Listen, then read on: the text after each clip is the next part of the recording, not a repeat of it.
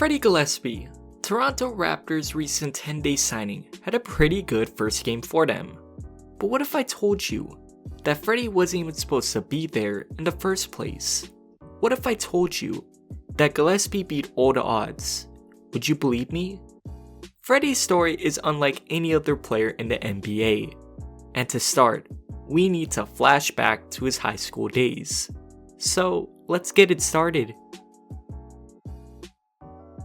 Originally, Freddie was more into the game of football than actually basketball.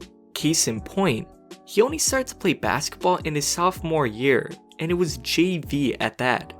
But due to his hard work, a little bit of a spoiler here as we continue, Gillespie was able to make the varsity team in his junior year, despite only playing basketball for 1 year. Think about that. That is crazy. But sadly for Freddie, this is where a major obstacle came in his professional career. In that same year, Gillespie unfortunately suffered a torn ACL late in the high school basketball season, making him miss a very important AAU summer circuit, where many prospects have had their college careers and some even NBA careers made from these types of circuits. Gillespie did come back in his senior season, ready to roll, but it is apparent that his knee wasn't.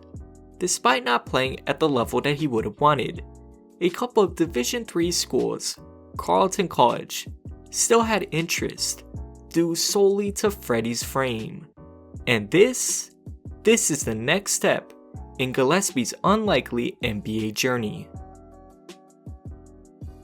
Gillespie would do very well at Carleton College, almost averaging a double-double, 10 points and 8 rebounds. But he remembers a very fond memory of watching basketball over there. In his sophomore year, Freddie happened to be watching a North Carolina basketball game. In this particular game, he noticed how the announcers were so focused on the backcourt of UNC, their height, their wingspan, and their athleticism. But with all this being mentioned, Gillespie, he couldn't stop thinking about himself in this viewpoint. He has the height now. He went from being only 6'4" in his sophomore year of high school to now 6'9", and he also has a 7'4" wingspan. As a result, he recognized that all he had to do was put in the work, and eventually it will pay off for him. What did help him on the side though was that a certain coach happened to be making a pit stop on his way to Minnesota for a recruiting trip, and this is the next step in his journey. Scott Drew, NCAA champion. That's how most people view him now. But rewind a couple of years ago, Drew was still on the hunt to make a deep March Madness run, which would have been his second one after the 2012 March Madness. As he was going to Minnesota, because of networking, Scott Drew made the visit to Freddie Gillespie. In this visit, it went pretty well for Freddie. I'm gonna let Freddie tell it to you guys himself. Asked me about my character, attitude, work ethic, my whole backstory. Really went down ran the whole gamut. And then he said, "All right, we're going down for a visit." But there was one catch. Scott didn't give Freddie a scholarship. Gillespie was again going to have to work for it. And this time around, it was going to be a whole lot harder. Why? Well, you see, Baylor at the time had forward Jonathan Motley, and Freddie recalled just how much him and Jonathan differed in talent.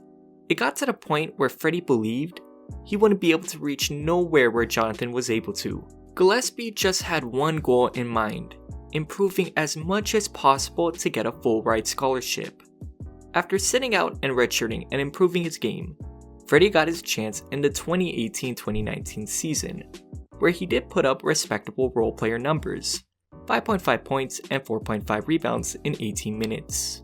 But in his senior season, all the grind, all the work, and even all the self-doubt went away and he shined. From not playing basketball until his sophomore year of high school, from dealing with very serious injuries, and being badly exposed by Baylor's D1 athletes when he first arrived, went on to average 9.6 points, 9 rebounds, and 2.2 blocks a game, for a Baylor team that would finish the season 26-4. While it did seem that Gillespie's career was finished at this point due to no March Madness because of the pandemic, we all know by now this was just another hurdle. After going undrafted in the 2020 draft, Gillespie would go on and sign with Dallas's training camp roster, but he would be waived before the season started. At this point, Gillespie may have thought that his NBA journey may have ended here, but then the Memphis Hustle, the G League team of the Memphis Grizzlies, selected Gillespie with the second pick of the G League draft.